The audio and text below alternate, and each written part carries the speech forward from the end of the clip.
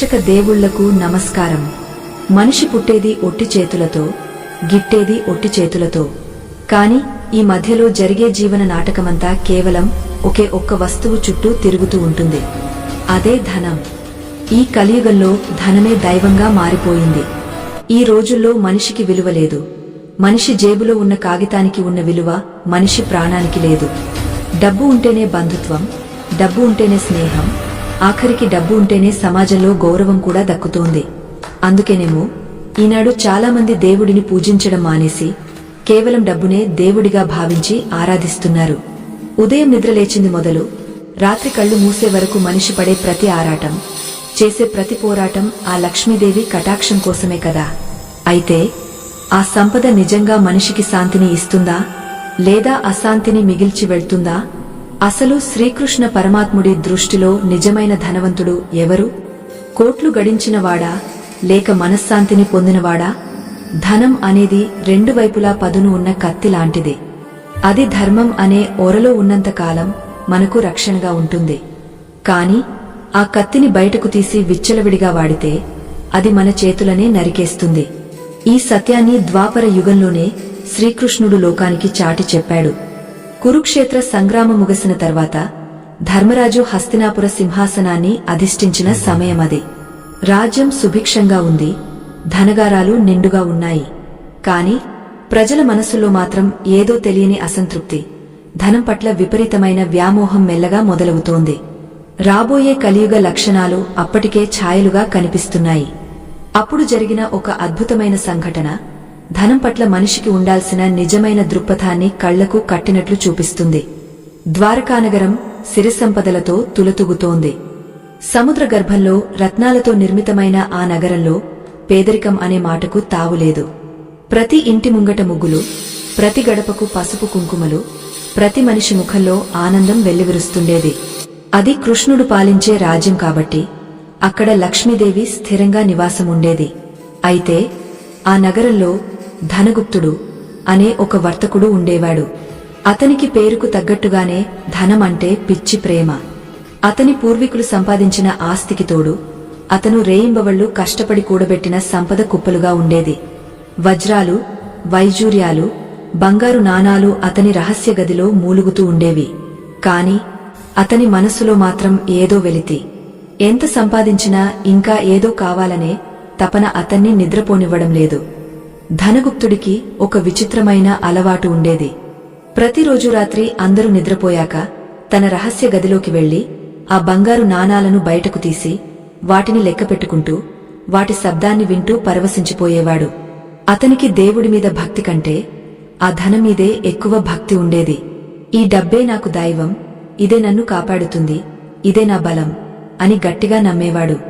కృష్ణాలయానికి వెళ్లినా కృష్ణ, నా సంపదను రెట్టింపు చేయి అని కోరుకునేవాడే తప్ప నాకు మంచి బుద్ధిని ప్రసాదించు అని ఏనాడూ అడిగేవాడు కాదు. అతని భార్య సుగుణ చాలా మంచిది. ఆమె ఎప్పుడూ, స్వామీ, ఉన్నదాంట్లో కాస్తో కూస్తో దానం చేయండి. ఆ కృష్ణ పరమాత్ముడు మనకు ఇంత ఇచ్చాడు కదా, 10 మందికి పంచితే పుణ్యం వస్తుంది అని చెప్పేది. కాని ధనగుప్తుడు ఆమె మాటలను కొట్టిపారేసేవాడు. పిచ్చిదానా, దానం చేస్తే ధనం తరిగిపోతుంది. కష్టపడి సంపాదించింది పరుల పాలు చేయడానికి కాదు, దాచుకోవడానికి అని కోప్పడేవాడు. ఒకరోజు ద్వారకలో శ్రీకృష్ణుడు తన ఆస్థానంలో కొలువై ఉన్నాడు. ఉద్ధవుడు, సాత్యకి, బలరాముడు వంటి ప్రముఖులందరూ అక్కడ ఉన్నారు.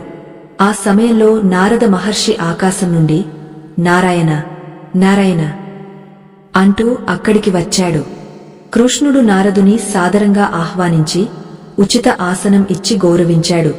కుశల ప్రశ్నల అనంతరం నారదుడు ఒక ఆసక్తికరమైన ప్రశ్న లేవనెత్తాడు. కృష్ణ, నేను లోకాలన్నీ సంచరిస్తుంటాను కదా, ఈ మధ్య భూలోకంలో ఒక వింత ధోరణిని గమనిస్తున్నాను. మనుషులు నిన్ను పూజించడం కంటే నీ భార్య అయిన లక్ష్మీదేవిని ప్రసన్నం చేసుకోవడానికే ఎక్కువ తహతహలాడుతున్నారు. లక్ష్మి ఉంటే చాలు, నారాయణుడు లేకపోయినా పర్వాలేదు అనుకుంటున్నారు. అసలు ధనానికి, దైవానికి మధ్య ఉండాల్సిన సంబంధమేమిటి? ఒక మనిషిని నిజమైన ధనవంతుడిని చేసేది ఏది అని అడిగాడు. సభలో ఉన్నవారందరూ ఆ ప్రశ్న విని కృష్ణుడి వైపు ఆసక్తిగా చూశారు. ఎందుకంటే ఇది కేవలం నారదుడి సందేహం మాత్రమే కాదు, యుగయుగాల మానవాళికి ఉన్న సందేహం. కృష్ణుడు మందహాసం చేశాడు. ఆ చిరునవ్వులో అనంతమైన జ్ఞానం దాగ ఉంది. నారదా, మంచి ప్రశ్న అడిగావు. రాబోయే కలియుగంలో ఈ ప్రశ్న చాలా ప్రాముఖ్యతను సంతరించుకుంటుంది. ధనం అనేది ఒక శక్తి. అది సృష్టి స్థితి లయలలో స్థితికి, అంటే ఈ ప్రపంచం నడవడానికి అవసరమైన ఒక సాధన మాత్రమే. కాని మనుషులు సాధనాన్ని సాధ్యంగా, గమ్యంగా మార్చేసుకుంటున్నారు. అదే వారి పతనానికి నాంది అని చెప్పాడు కృష్ణుడు. కృష్ణుడు ఇంకా ఇలా కొనసాగించాడు. లక్ష్మి నా హృదయంలో ఉంటుంది. నేను ఎక్కడ ఉంటానో అక్కడ ఆమె సంతోషంగా ఉంటుంది. కాని నన్ను కాదని కేవలం ఆమెను మాత్రమే బంధించాలని చూస్తే ఆమె చంచల. ఆమె ఒకే చోట నిలకడగా ఉండదు. ఈ విషయాన్ని వివరించడానికి మీకు ఒక కథ చెబుతాను వినండి అంటూ కృష్ణుడు ఒక పూర్వగాథను చెప్పడం ప్రారంభించాడు. ఆ కథ వినడానికి సభ అంతా నిశ్శబ్దంగా మారింది. సరిగ్గా అదే సమయానికి మన కథానాయకుడు ధనగుప్తుడు కూడా ఏదో వ్యాపార పనిమీద రాజదర్బారుకు వచ్చాడు. కృష్ణుడు చెబుతున్న కథ తన కోసమేనేమో అన్నట్లుగా అతను కూడా ఒక మూల నిల్చుని వినసాగాడు. కృష్ణుడు చెప్పిన కథ ఇది. పూర్వం అవంతి దేశంలో ఒక బ్రాహ్మణుడు ఉండేవాడు. అతను పుట్టుకతో బ్రాహ్మణుడే అయినా బుద్ధి మాత్రం వ్యాపారిది. వ్యవసాయం, వడ్డీ వ్యాపారం చేసి అపారమైన సంపదను కూడబెట్టాడు. కాని అతనికి పిసినారి అనే పేరు స్థిరపడిపోయింది. తన సొంత కడుపుకు కూడా సరిగ్గా తినేవాడు కాదు. కుటుంబ సభ్యులను, బంధువులను, అతిథులను ఎప్పుడూ ఆదరించేవాడు కాదు. చివరకు తన శరీరాన్ని శుభ్రపరుచుకోవడానికి నీళ్లు ఖర్చవుతాయని స్నానం చేయడం కూడా తగ్గించేశాడు. అంతటి లోభి అతను. ఎవరైనా యాచకులు ఇంటికి వస్తే కుక్కలను ఉసిగొల్పేవాడు. అతని ఇంట్లో దీపం పెట్టడానికి నూనె కూడా పోసేవాడు కాదు. చీకటి పడితే చాలు గదిలో కూర్చుని తన ధనాన్ని తలచుకుంటూ గడిపేవాడు. కాని కాలం ఎప్పుడూ ఒకేలా ఉండదు కదా. ఆ పిసినారి బ్రాహ్మణుడి జీవితంలో కష్టాలు ఒక్కొక్కటిగా రావడం మొదలయ్యాయి. దైవానుగ్రహం లేని సంపద ఎప్పుడూ నిలవదు. ముందుగా అతని కుటుంబ సభ్యులే అతనికి శత్రువులయ్యారు. తండ్రి తమకు చిల్లిగవ్వ కూడా ఇవ్వడం లేదని కొడుకులు, భర్త తమను పట్టించుకోవడం లేదని భార్య, అందరూ అతనిపై పగ పెంచుకున్నారు. మెల్లగా ఇంట్లోని సంపదను దొంగచాటుగా బయటకు తరలించడం మొదలుపెట్టారు. ఇది గమనించిన ఆ లోభి వారిపై విరుచుకుపడేవాడు. రోజురోజుకు ఇంట్లో గొడవలు పెరిగిపోయాయి. మధ్యలో ఒక చిన్న విన్నపం. మిత్రులారా, మనం చెప్పుకుంటున్న ఈ కథలోని పరమార్థం ఎంతో గొప్పది. మన పురాణాలలోని ఇటువంటి అద్భుతమైన విషయాలు, కృష్ణుడి బోధనలు మరింత మందికి చేరాలంటే మన ఈ ప్రయత్నానికి మీ ఆదరణ ఎంతో ముఖ్యం. దయచేసి ఈ వీడియోను లైక్ చేయడం ద్వారా ఈ మంచి విషయాలను నలుగురికి పంచడంలో మీరు కూడా భాగస్వాములు అవ్వండి. కథలోకి వెళ్తే, ఆ పిసినారి బ్రాహ్మణుడికి అసలు కష్టం బయటి నుండి వచ్చింది. ఒకరోజు రాత్రి దొంగలు అతని ఇంటిపై పడ్డారు. ప్రాణానికి తెగించి కూడబెట్టిన సొమ్మునంతా మూటలు కట్టుకుని తీసుకుపోతుంటే అతను అడ్డుపడ్డాడు. దొంగలు అతన్ని చితకబాది కాళ్లు చేతులు కట్టేసి కళ్ల ముందే అతని సర్వస్వాన్ని దోచుకుపోయారు. రక్తం కారుతున్నా, దెబ్బలు తగులుతున్నా ఆ బ్రాహ్మణుడికి కలిగిన బాధ శరీరానికి సంబంధించింది కాదు. తన ప్రాణ సమానమైన ధనం పోయిందన్న బాధే అతన్ని దహించేసింది. కాని విధి వైపరీత్యం అక్కడితో ఆగలేదు. ఆ దొంగతనం జరిగిన కొద్ది రోజులకే అతని ఇంట్లో అగ్ని ప్రమాదం సంభవించింది. మిగిలిన ఆస్తిపాస్తులు, పత్రాలు, ఇల్లు అన్నీ కాలి బూడిదయ్యాయి. ఇప్పుడు ఆ బ్రాహ్మణుడు నిల్చోవడానికి నీడలేదు, తినడానికి తిండి లేదు. నిన్నటి వరకు కోటీశ్వరుడిగా ఉన్నవాడు నేడు బికారిగా మారిపోయాడు. అప్పటి వరకు అతన్ని భరించిన కుటుంబ సభ్యులు కూడా ఇక వీడి దగ్గర ఏమీ లేదు, పైగా వీడిని పోషించడం దండగా అని భావించి అతన్ని అసహించుకుని గెంటేశారు. బంధువులు ముఖం చాటేశారు. సమాజం అతన్ని చూసి నవ్వుకుంది.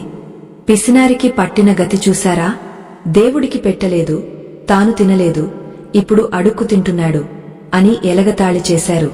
ఆ అవమాన భారంతో, ఆకలి మంటతో అతను వీధుల వెంట తిరగసాగాడు. కృష్ణుడు ఈ కథ చెబుతుంటే సభలో ఉన్న ధనగుప్తుడి గుండెల్లో రైళ్లు పరిగెడుతున్నాయి. ఆ కథలో ఉన్న పిసినారి లక్షణాలు అన్నీ తనలోనూ ఉన్నాయని అతనికి అనిపించింది. కాని తన మనసు దాన్ని పూర్తిగా ఒప్పుకోవడానికి సిద్ధంగా లేదు. లేదు లేదు, నేను జాగ్రత్తపరుడిని మాత్రమే. నా సంపదకు ఎప్పటికీ జోకాలేదు. నేను ఆ బ్రాహ్మణుడిలా మూర్ఖుడిని కాదు అని తనకు తాను సర్ది చెప్పుకున్నాడు. కృష్ణుడు కథను కొనసాగించాడు. అన్నీ కోల్పోయిన ఆ బ్రాహ్మణుడికి ఒకరోజు విచిత్రమైన అనుభవం ఎదురైంది. ఒక చెట్టు కింద కూర్చుని తన దుస్థితిని తలచుకుని ఏడుస్తుండగా అతని అంతరాత్మ మేల్కొంది. ఇన్నాళ్ళు నేను దేనికోసం పాకులాడాను? ఏ సంపద అయితే నాకు శాశ్వతమని నమ్మానో అది క్షణాల్లో మాయమైపోయింది. నేను ధనాన్ని ప్రేమించాను కాని మనుషులను కాదు, దైవాన్ని అంతకన్నా కాదు. ఈ ధనం నా ఆత్మకు శాంతిని ఇవ్వలేకపోయింది సరికదా, ఉన్న శాంతిని కూడా దూరం చేసింది అనే సత్యం అతనికి బోధపడింది. ఆ క్షణమే అతనిలో వైరాగ్యం పుట్టింది. కృష్ణుడు సభలో ఉన్నవారందరినీ ఉద్దేశించి ఇలా అన్నాడు. చూసారా, మనిషికి సంపద ఉన్నప్పుడు కళ్ళు మూసుకుపోతాయి. అది పోయినప్పుడే అసలైన జ్ఞానోదయం కలుగుతుంది. ధనాన్ని పూజించడం తప్పు కాదు, కాని ధనాన్నే దైవంగా భావించి ధర్మాన్ని విడిచిపెట్టడమే తప్పు. లక్ష్మీదేవి ఎక్కడ ఉండాలో అక్కడ ఉంటేనే అందం. ఆమెను బలవంతంగా బంధించాలని చూస్తే ఆమె వికటించి అలక్ష్మిగా మారుతుంది. అలక్ష్మి అంటే దారిద్ర్యం కాదు, దుర్బుద్ధి. డబ్బు ఉండి కూడా బుద్ధి వక్రరిస్తే అది దారిద్ర్యం కంటే ప్రమాదకరం. ఈ మాటలు వింటున్న ధనగుప్తుడికి చెమటలు పట్టాయి. కృష్ణుడు తన వైపే చూస్తూ మాట్లాడుతున్నాడా అన్న అనుమానం కలిగింది. అయితే కృష్ణుడు అసలు విషయాన్ని ఇంకా లోతుగా వివరించడం మొదలుపెట్టాడు. డబ్బును ఎలా సంపాదించాలి, ఎలా ఖర్చు చేయాలి, అసలు కష్టపడి సంపాదించిన డబ్బు ఎందుకు ఆవిరైపోతుంది, లక్ష్మీ కటాక్షం కలకాలం నిలవాలంటే ఏం చేయాలి అనే విషయాలను కృష్ణుడు చెప్పబోతున్నాడు. అక్కడ సభలో ఒక యువకుడు లేచి నిల్చున్నాడు. కృష్ణ, మరీ ధర్మబద్ధంగా సంపాదించిన వారికి కూడా కష్టాలు వస్తున్నాయి కదా, అధర్మంగా సంపాదించిన వారు సుఖంగా ఉంటున్నారు కదా, ఇది ఎలా సాధ్యం? అసలు నీ దృష్టిలో నిజమైన ధనవంతుడి లక్షణాలు ఏంటి? మాకు స్పష్టంగా వివరించు అని అడిగాడు. ఆ ప్రశ్న అడగగానే కృష్ణుడి ముఖంలో ఒక గంభీరత వచ్చింది.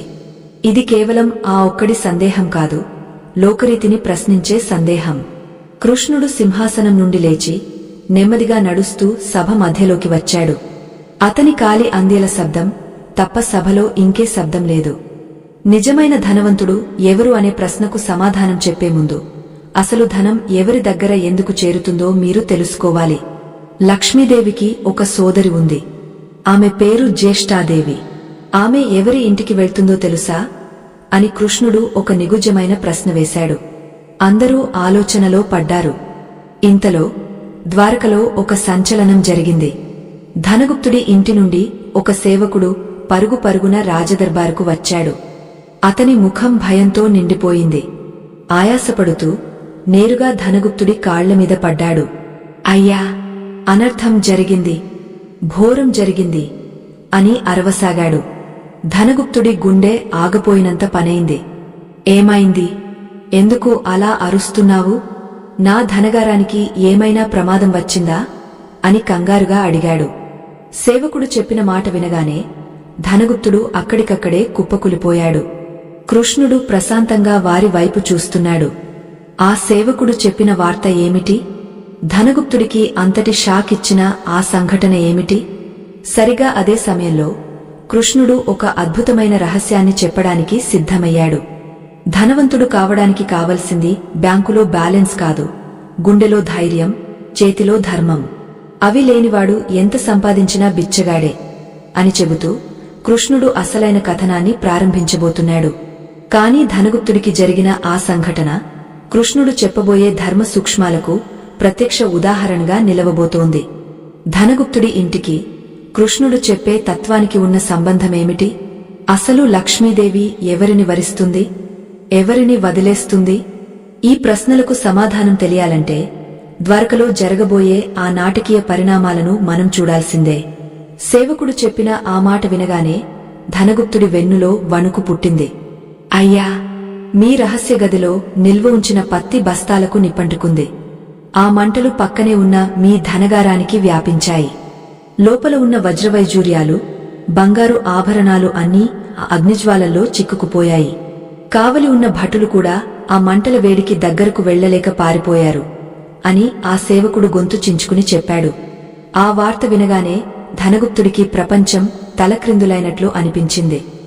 నా బంగారం, నా జీవితం అని అరుస్తూ రాజసభ మర్యాదలను కూడా మర్చిపోయి పిచ్చివాడిలా తన ఇంటివైపు పరుగుతీశాడు. అతని వెనుకనే శ్రీకృష్ణుడు, బలరాముడు, ఇతర ప్రముఖులు కూడా బయలుదేరారు. ధనగుప్తుడు ఇంటికి చేరుకునేసరికి పరిస్థితి విషాదకరంగా ఉంది. ఇంటి వెనుక భాగంలో ఉన్న రహస్య గది నుండి నల్లటి పొగలు కమ్ముకుంటున్నాయి. అగ్నిమాపక దళం వారు మంటలను అదుపు చేయడానికి ప్రయత్నిస్తున్నారు కాని అప్పటికే జరగాల్సిన నష్టం జరిగిపోయింది. ధనగుప్తుడు ఆ మంటలను చూసి గుండెలు బాదుకున్నాడు. అయ్యో, నా పూర్వీకుల ఆస్తి, నేను రాత్రింబవళ్లు కష్టపడి కూడబెట్టిన సొమ్ము అంతా బూడిదైపోతోందే. దేవుడా, నాకే ఎందుకు ఈ శిక్ష వేశావు అని రోదిస్తూ మంటల్లోకి దూకడానికి ప్రయత్నించాడు. అక్కడే ఉన్న స్థానికులు అతన్ని గట్టిగా పట్టుకుని ఆపారు. కొంతసేపటికి మంటలు అదుపులోకి వచ్చాయి. ధనగుప్తుడు పరుగున లోపలికి వెళ్లాడు. అక్కడ దృశ్యం చూసి అతను రాయిలా మారిపోయాడు. బంగారు నాణాలన్నీ కరిగిపోయి మట్టిలో కలిసిపోయి వికారమైన ముద్దలుగా మారాయి. వెలకట్టలేని వజ్రాలు, రత్నాలు ఆ వేడికి పగిలిపోయి నల్లబడిపోయాయి. పట్టువస్త్రాలు బూడిద కుప్పలుగా మారాయి. తన జీవితకాలపు శ్రమంతా ఆ బూడిదలో కలిసిపోవడం చూసి అతను నేలమీద కూలబడిపోయాడు. అప్పుడే అక్కడికి శ్రీకృష్ణుడు వచ్చాడు. కృష్ణుడిని చూడగానే ధనగుప్తుడి ఆవేదన ఆగ్రహంగా మారింది. కృష్ణ, ఇదా నీ న్యాయం? నేను నిన్ను పూజించాను కదా, ప్రతి పండగకు నీ ఆలయానికి వచ్చి కొబ్బరికాయలు కొట్టాను కదా, నా సంపదను కాపాడమని నిన్ను వేడుకున్నాను కదా, మరి నాకెందుకు ఈ అన్యాయం చేశావు? నేను చేసిన పాపమేమిటి? ఆ దొంగలను, హంతకులను వదిలేసి కేవలం డబ్బు దాచుకున్న నామీద నీకు ఎందుకు ఇంత కోపం అని నిలదీశాడు. ధనగుప్తుడి ఆక్రందనలో భక్తి కంటే వ్యాపార ధోరణే ఎక్కువగా కనిపించింది. అతను దేవుడితో కూడా బేరం ఆడుతున్నట్లుగా మాట్లాడటం అక్కడున్న వారందరినీ ఆశ్చర్యపరిచింది. శ్రీకృష్ణుడు చిరునవ్వు చెదరకుండా ధనగుప్తుడి దగ్గరకు వెళ్లాడు. అతని భుజంపై చేయి వేసి, ధనగుప్తా, శాంతించు. నీవు కోల్పోయింది కేవలం లోహాన్ని మాత్రమే. నీ ప్రాణం, నీ భార్య, నీ బిడ్డలు క్షేమంగానే ఉన్నారు కదా, అది చాలదా అని అడిగాడు. ఆ మాటకు ధనగుప్తుడు మరింత మండిపడ్డాడు. డబ్బులేని బ్రతుకు ఒక బ్రతుకేనా కృష్ణ? ప్రాణం ఉన్నా లేనట్టే. నా పిల్లలకు నేను ఏం ఆస్తి ఇవ్వాలి? సమాజంలో నాకున్న గౌరవం ఏమవుతుంది? డబ్బు పోయిన తర్వాత ఈ ప్రాణమున్నా ఒకటే, పోయినా ఒకటే అని అన్నాడు. అప్పుడు కృష్ణుడు గంభీరంగా మాట్లాడటం మొదలుపెట్టాడు. ధనగుప్తా, నీవు ఇంకా అజ్ఞానంలోనే ఉన్నావు. నీవు నన్ను పూజించింది భక్తితో కాదు, భయంతో. నీ ధనానికి నేను కాపలాదారుడిగా ఉండాలని కోరుకున్నావే తప్ప నన్ను దైవంగా భావించలేదు. నీవు లక్ష్మీదేవిని ప్రేమించావు, కాని ఆమె స్వభావాన్ని గ్రహించలేదు. లక్ష్మి అంటే ఎవరు? ఆమె చంచల, అంటే నిలకడలేనిది. ఆమె ఎప్పుడూ ప్రవహిస్తూనే ఉండాలి. నీవు నీ ధనాన్ని ఆ గదిలో బంధించి ఉంచావు. ప్రవహించాల్సిన నీటిని ఒకచోట నిల్వ చేస్తే అది ఎలా కుళ్ళిపోతుందో, ఖర్చు పెట్టని, దానం చేయని ధనం కూడా అలాగే నాశనమవుతుంది. ఈరోజు అగ్ని రూపంలో జరిగింది అదే. కృష్ణుడు అక్కడున్న ప్రజలందరినీ ఉద్దేశించి ఇలా అన్నాడు. మీరందరూ వినండి. ధనం అనేది 3 గతులలో మాత్రమే ఉంటుంది. మొదటిది దానం, రెండోది భోగం, మూడోది నాశనం. ఒక వ్యక్తి తాను సంపాదించిన దానిలో కొంత భాగాన్ని దానం చేస్తే ఆ ధనం పవిత్రమవుతుంది. లేదా ఆ ధనాన్ని తన అవసరాలకు, సుఖాలకు అనుభవించాలి, అది భోగం. ఈ 2 చేయకుండా పిసినారిలా దాచిపెడితే మూడో గతి అయిన నాశనం దానంతటా అదే జరుగుతుంది. ధనగుప్తుడి విషయంలో జరిగింది ఇదే. అతను దానం చేయలేదు, తాను అనుభవించలేదు. అందుకే ఆ ధనం అగ్నిపాలైంది. ఆ మాటలు వింటుంటే ధనగుప్తుడి మనసులో ఏదో తెలియని అలజడి మొదలైంది. కృష్ణుడు చెప్పేది నిజమే అనిపించినా పోయిన డబ్బు తాలూకు బాధ అతన్ని వదలడం లేదు. అయితే కృష్ణ, ధనవంతుడిగా ఉండటం తప్ప సంపదను కోరుకోవడం పాపమా అని దీనంగా అడిగాడు. కాదు ధనగుప్త, సంపదను కోరుకోవడం తప్పు కాదు. అసలు శ్రీ అంటేనే సంపద. నేను శ్రీనివాసుడిని. నాకు సంపద అంటే ద్వేషం లేదు. కాని ధనాన్ని ఎక్కడ ఉంచాలో అక్కడే ఉంచాలి. నీరు పడవ చుట్టూ ఉంటే పడవ సాఫీగా సాగుతుంది. కాని ఆ నీరు పడవ లోపలికి వస్తే పడవ మునిగిపోతుంది. అలాగే ధనం మన జేబులో ఉంటే జీవితం సాఫీగా సాగుతుంది. కాని ఆ ధనంపై వ్యామోహం మన హృదయంలోకి చేరితే మనిషి మునిగిపోతాడు. నీవు ధనాన్ని నీ గుండెల్లో పెట్టుకున్నావు. అందుకే అది పోయినప్పుడు నీ ప్రాణమే పోయినంతగా విలపిస్తున్నావు అని కృష్ణుడు వివరించాడు. ఇక్కడ కృష్ణుడు ఒక అద్భుతమైన ఉదాహరణ చెప్పాడు. ఒక రైతు ఉంటాడు. అతను భూమిని నమ్ముతాడు, కష్టపడతాడు, పంట పండిస్తాడు. వచ్చిన పంటను చూసి ఆనందిస్తాడు. కాని ఆ పంటనే దైవంగా భావించి పూజించడు. ఆ పంటను అమ్ముతాడు, మళ్లీ విత్తనాలు చల్లుతాడు. అంటే వచ్చిన ఫలాన్ని వదులుకుంటేనే మళ్లీ కొత్త పంట చేతికి వస్తుంది. కాని నీవు పండిన పంటను కోయకుండా, ఎవరికీ ఇవ్వకుండా అలాగే ఉంచుకుంటే ఏమవుతుంది? అది చీడపట్టి నాశనమవుతుంది. ధనం కూడా అంతే. అది చేతులు మారినప్పుడే దానికి విలువ పెరుగుతుంది. ఒకరి కష్టానికి ప్రతిఫలంగా, మరొకరి అవసరానికి ఆసరాగా ధనం ఉపయోగపడాలి. ధనగుప్తుడి భార్య సుగుణ కన్నీళ్లు పెట్టుకుంటూ ముందుకు వచ్చింది. కృష్ణ, నా భర్త తెలియక చేసిన తప్పును మన్నించు. ఆయనలో మార్పు కోసమే ఈ సంఘటన జరిగిందని నేను భావిస్తున్నాను. కాని మా కుటుంబం ఇప్పుడు వీధిన పడింది. మాకు దిక్కెవరు అని వేడుకుంది. సుగుణ మాటలకు కృష్ణుడు శాంతించాడు. అమ్మాయి, ధర్మం తెలిసిన నీవు ఇంట ఉండటమే ధనగుప్తుడికి ఉన్న ఏకైక రక్ష. నీ భక్తి కారణంగానే ఈ ప్రమాదంలో మీ ప్రాణాలకు హాని కలగలేదు. కేవలం అక్రమంగా, అత్యాశతో కూడబెట్టిన ధనం మాత్రమే పోయింది. న్యాయంగా సంపాదించింది ఏదైనా ఉంటే అది ఇంకా మిగిలే ఉంటుంది అని చెప్పి ఆ బూడిద కుప్పలో ఒక మూల చూపించాడు. అక్కడ ఒక చిన్న ఇనుప పెట్టె క్షేమంగా ఉంది. ధనగుప్తుడు ఆశ్చర్యంతో ఆ పెట్టెను తెరిచి చూశాడు. అందులో అతను తన వ్యాపారం కోసం న్యాయంగా దాచిన కొద్దిపాటి సొమ్ము, అతని తండ్రి ఇచ్చిన ఉంగరం మాత్రం సురక్షితంగా ఉన్నాయి. ఇది చూసి అందరూ ఆశ్చర్యపోయారు. అగ్నిపర్వతంలాంటి మంటల్లో కూడా ఆ చిన్న పెట్టె ఎలా మిగిలింది అని గుసగుసలాడారు. అప్పుడు కృష్ణుడు ఇలా అన్నాడు. చూసావా ధనగుప్తా, అగ్ని దేవుడు కూడా ధర్మానికి భయపడతాడు. నీతిగా సంపాదించిన సొమ్మును పంచభూతాలు కూడా పాడు చేయలేవు. కాని అవినీతితో, లోభంతో కూడబెట్టిన కోట్లు కర్పూరంలా కరిగిపోతాయి. లక్ష్మీదేవి ఎవరి దగ్గర ఉండాలో తెలుసా? ఎవరు పరిశుభ్రంగా ఉంటారో, ఎవరు సత్యం పలుకుతారో, ఎవరు దానం చేస్తారో, ఎవరు ఇతరుల కష్టాన్ని దోచుకోరో వారి ఇంట్లో లక్ష్మీదేవి స్థిరంగా ఉంటుంది. దీన్నే లక్ష్మీ కటాక్షం అంటారు. మిత్రులారా, కృష్ణుడు చెబుతున్న ఈ పరమ సత్యం మనందరికీ ఎంతో అవసరం. మనలో కూడా తెలియకుండానే ధనం పట్ల వ్యామోహం పెరిగిపోతుందేమో ఒక్కసారి ఆలోచించుకుందాం. ఇంతటి గొప్ప ఆధ్యాత్మిక విషయాలు, కృష్ణుడి సందేశాలు మిమ్మల్ని ఆలోచింపజేస్తుంటే మన ఛానల్ ప్రయత్నానికి మద్దతుగా ఈ వీడియోను లైక్ చేయండి.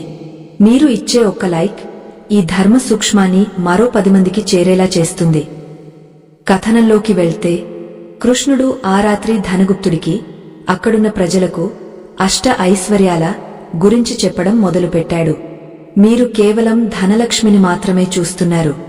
కాని ఆమెకు 8 రూపాలు ఉన్నాయి. ఆదిలక్ష్మి, ధాన్యలక్ష్మి, ధైర్యలక్ష్మి, గజలక్ష్మి, సంతానలక్ష్మి, విజయలక్ష్మి, విద్యాలక్ష్మి, ధనలక్ష్మి. ఈ 8 కేవలం డబ్బు మాత్రమే ఉంటే సరిపోదు. ఉదాహరణకు, ఒకడి దగ్గర కోట్లు ఉన్నాయి, ధనలక్ష్మి, కాని వాడికి తినడానికి ఆరోగ్యం లేదు, తినే తిండి అరగదు, ధాన్యలక్ష్మి లేదు.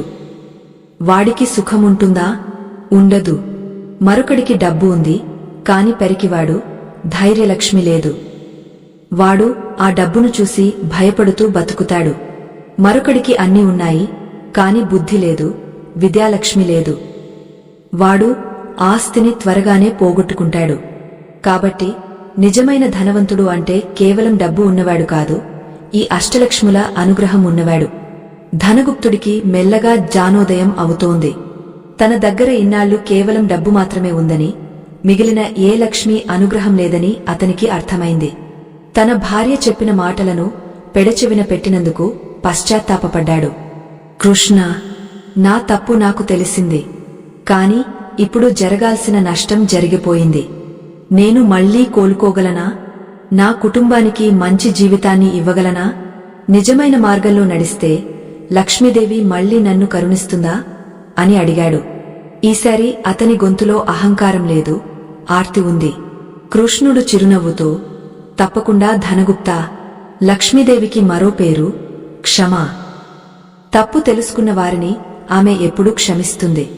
కాని దానికి నువ్వు ఒక పరీక్షలో నెగ్గాలి. నీ మనసు నిజంగా మారిందో లేదో తెలియాలంటే నీవు ఒక సవాలును స్వీకరించాలి. ఈ రోజు నుండి సరిగ్గా మండలం రోజులు 48 రోజులు పాటు నేను చెప్పిన ఒక నియమాన్ని నువ్వు పాటించాలి. ఆ నియమం నీ జీవితాన్ని పూర్తిగా మార్చేస్తుంది. కాని అది అంత సులభం కాదు. మధ్యలో నువ్వు ఆ నియమాన్ని ఉల్లంఘిస్తే నీకు మిగిలిన ఆ కొద్దిపాటి సంపద కూడా మాయమైపోతుంది. నీవు శాశ్వతంగా దరిద్రుడిగానే మిగిలిపోతావు.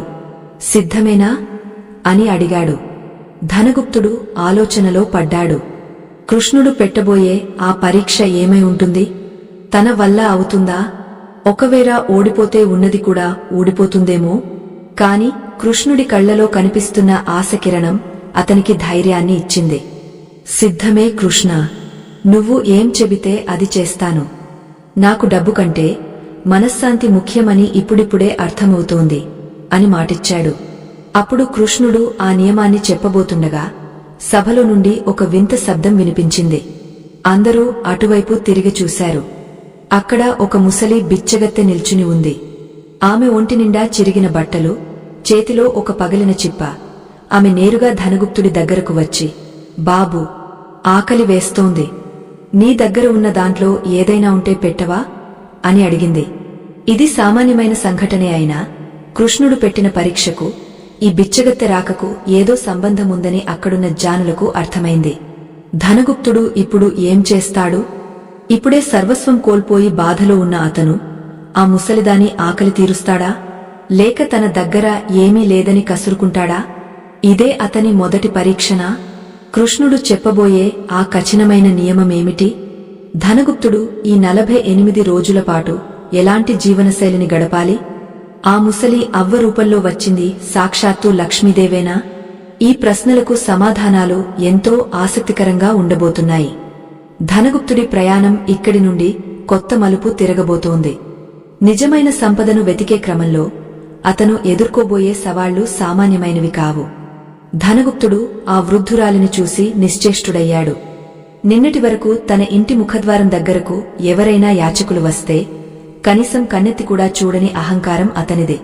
పనిపాట లేని సోమరిపోతులు అని ఈసడించుకునే మనస్తత్వం అతనిది. కాని ఈ క్షణంలో పరిస్థితి తలక్రిందులైంది. ఆమె అడుగుతున్నది పిడికెడు మెతుకుల కోసం. కాని తన దగ్గర ఇప్పుడు చిల్లిగవ్వ కూడా లేదు. కనీసం తన కుటుంబం ఆకలి తీర్చుకోవడానికి కూడా దారిలేదు. ఆ క్షణంలో ధనగుప్తుడి కళ్లలో నీళ్లు తిరిగాయి. ఆ కన్నీళ్లు ఇన్నాళ్లు తనలో గూడుకట్టుకున్న అహంకారాన్ని కరిగించేస్తున్నాయా అన్నట్లుగా ధారగా ప్రవహించాయి. అతను వణుకుతున్న చేతులతో ఆ వృద్ధురాలికి నమస్కరించాడు. అమ్మా, నిన్నటి వరకు నేను ఈ నగరంలోనే పెద్ద ధనవంతుడిని. కాని విధి నన్ను ఎలా వెక్కిరిస్తుందో చూడు. ఈ రోజు నువ్వు అడిగిన చిన్న సహాయం కూడా చేయలేని నిస్సహాయ స్థితిలో ఉన్నాను. నా దగ్గర ఏమీ లేదు తల్లి. ఆకలి బాధ ఎలా ఉంటుందో ఇప్పుడే నాకు అనుభవంలోకి వస్తోంది అని గద్గుద స్వరంతో చెప్పాడు. అది విన్నా ఆ వృద్ధురాలు నవ్వింది. ఆమె నవ్వులో ఎక్కడా వెటకారం లేదు, కేవలం మాతృమూర్తి చూపించే జాలి మాత్రమే ఉంది. ఆమె తన జోలెలో ఉన్న ఒక రొట్టె ముక్కను బయటకు తీసింది. దానిని 2 ముక్కలు చేసి ఒక ముక్కను ధనగుప్తుడి చేతిలో పెట్టింది. నాయనా, ఆకలికి పేద గొప్ప అనే తేడా తెలియదు. అది అందరి కడుపును ఒకేలా కాలుస్తుంది. ఇదిగో, ఇది తిను.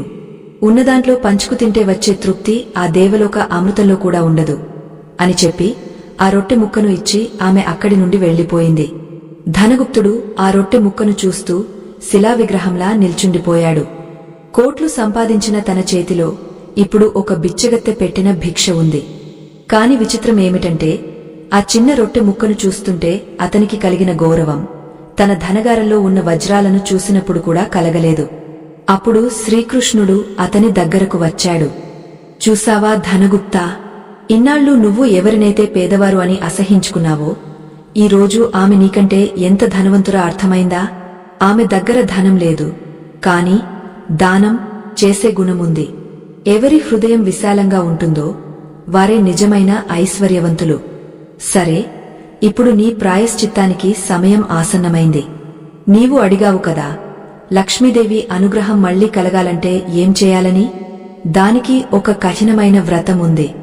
అది కేవలం పూజలు పునస్కారాలతో చేసేది కాదు, అది కర్మతో చేసే యజ్ఞం అని చెప్పాడు. కృష్ణుడు ఆ నియమాన్ని వివరించడం మొదలుపెట్టాడు. ధనగుప్తా, ఈ రోజు నుండి సరిగా 48 రోజులు అంటే ఒక మండలం పాటు నీవు నీ పాత పేరును, పరపతిని, పరిచయాలను వేటిని ఉపయోగించకూడదు. నీవు ఎవరో ఎవరికీ తెలియకూడదు. ఒక సామాన్యుడిలా, కూలీలా ఈ ద్వారకా నగరంలో బతకాలి.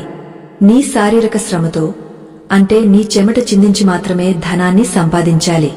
అలా సంపాదించిన దాంట్లో ప్రతిరోజు మధ్యాహ్నం నీవు తినే ముందు కనీసం ఒక్క ఆకలిగొన్న జీవికైనా, మనిషికైనా, జంతువుకైనా ఆహారం పెట్టాలి.